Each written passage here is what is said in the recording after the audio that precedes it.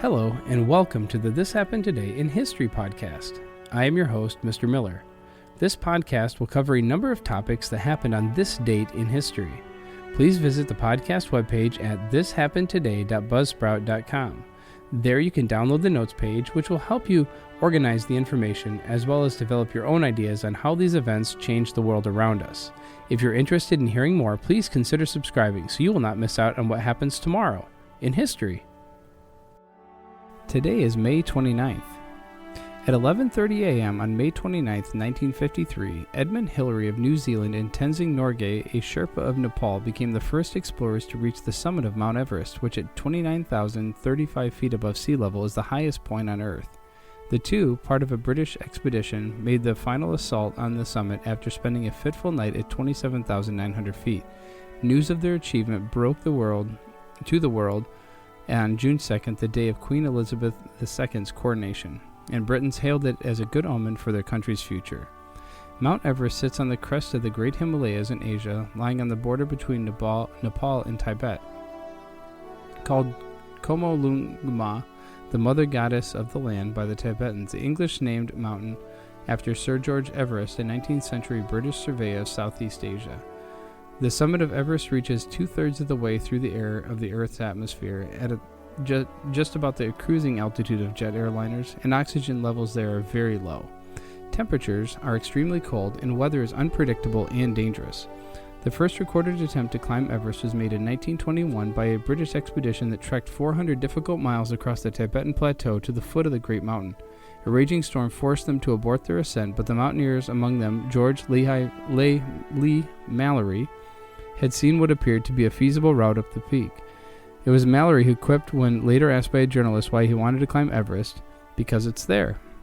A second British expedition featuring Mallory returned in 1922, and climbers George Finch and Geoffrey Bruce reached an impressive height of more than 27,000 feet. In another attempt made by Mallory that year, 7 Sherpa porters were killed in an avalanche. The Sherpas native to the Khumbu region have long played an essential support role in Himalayan climbs and treks because of their strength and ability to endure the high altitudes.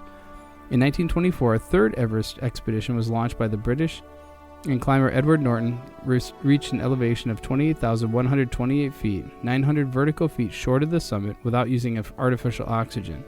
4 days later, Mallory and Andrew Irving launched the summit assault and were never seen alive again. In 1999, Mallory's largely preserved body was found high on Everest. He had suffered numerous broken bones in a fall. Whether or not he or Irvine reached the summit remains a mystery. Several more unsuccessful summit attempts were made via Tibet's northeast ridge route, and after World War II, Tibet was closed to foreigners. In 1949, Nepal opened its door to the outside world, and in 1950 and 51, British expeditions made exploratory climbs up the southeast ridge route. In 1952, a Swiss expedition navigated the treacherous Khumbu icefall in the first real summit attempt. 2 climbers, Raymond Lambert and Tenzing Norgay, reached 28,210 feet just below the south summit, but had to turn back for want of supplies. Shocked by the near success of the Swiss expedition, a large British expedition was organized in 1953 under the command of Colonel John Hunt. In addition to the best British climbers and such highly experienced Sherpas as Tenzing Norgay, the expedition enlisted talent from the British Commonwealth such as New Zealanders George Low and Edmund Hillary, the latter of whom worked as a beekeeper when not climbing mountains. Members of the expedition were equipped with specially insulated boots and clothing, portable radio equipment, and open and closed circuit oxygen systems. Setting up a series of camps, the expedition pushed its way up the mountain in April and May 1953. A new passage was forged through the Khumbu icefall, and the climbers made their way up the western CWM across the Loess face to the South Col at about 26,000 feet. On May 26, Charles Evans and Tom Bourdoin launched the first assault on the summit and came back within 300 feet of the top of Everest before having to turn back because one of their oxygen sets was malfunctioning. On May 28th, Tenzing and Hillary set out, setting up a high camp at 27,900 feet. After a freezing, sleepless night, the pair plodded on, reaching the south summit by 9 a.m. in a steep, rocky step some 40 feet high about an hour later. Wedging himself in a crack in the face, Hillary inched himself up what was thereafter known as Hillary's Step.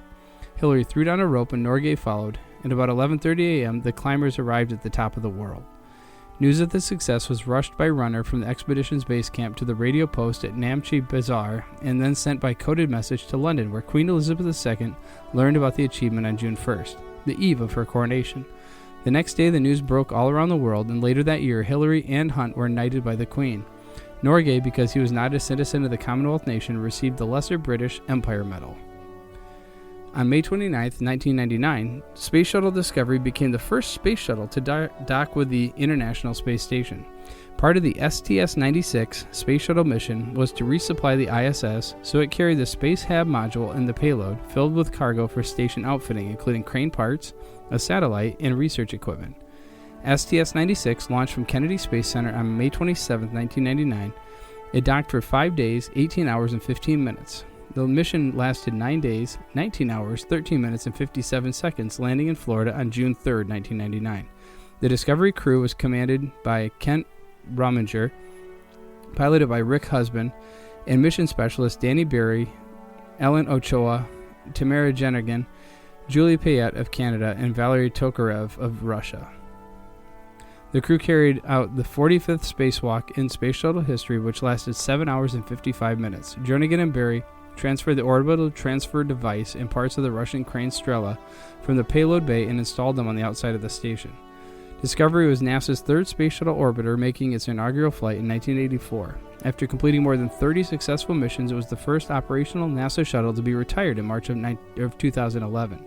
Discovery took a victory lap in 2012 when it piggybacked on the modified back of a Boeing 747 to the Smithsonian's National Air and Space Museum in Washington, D.C. to put on permanent display. And in 1932, the Bonus Army was a group of 43,000 demonstrators made up of 17,000 U.S. World War I veterans, together with their families and affiliated groups, who gathered in Washington, D.C. mid-1932 to demand early cash redemption of their service certificates. Organized called the demonstrators the Bonus Expeditionary Force to echo the name of the World War I's American Expeditionary Forces, while the media referred to them as the Bonus Army or Bonus Marchers. The demonstrators were led by Walter Waters, a former sergeant. Many of the war veterans had been out of work since the beginning of the Great Depression. The World War Adjusted Compensation Act of 1924 had awarded them bonuses in the form of certificates they could not redeem until 1945. Each certificate issued to a qualified veteran soldier bore a face value equal to the soldier's promised payment with compound interest. The principal demand of the Bonus Army was the immediate cash payment of their certificates. On July 28, 1932, U.S. Attorney General William D. Mitchell ordered the veterans removed from all government property. Washington police met with resistance, shot at the protesters, and 2 veterans were wounded and later died. President Herbert Hoover then ordered the U.S. Army to clear the marchers' campsite. Army Chief of Staff General Douglas MacArthur commanded a contingent of infantry and cavalry supported by 6 tanks. The Bonus Army marchers, with their wives and children, were driven out and their shelters and belongings burned. You have been listening to the This Happened Today in History podcast.